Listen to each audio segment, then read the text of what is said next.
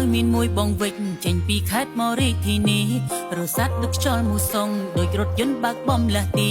I'm riding on the road ផ្លាស់ប្ដូរ mood in the city មានម៉ែអល់ពោពីផ្ទាំងព្រិចដូចព្រះតាមកូនគ្រប់ទីអូ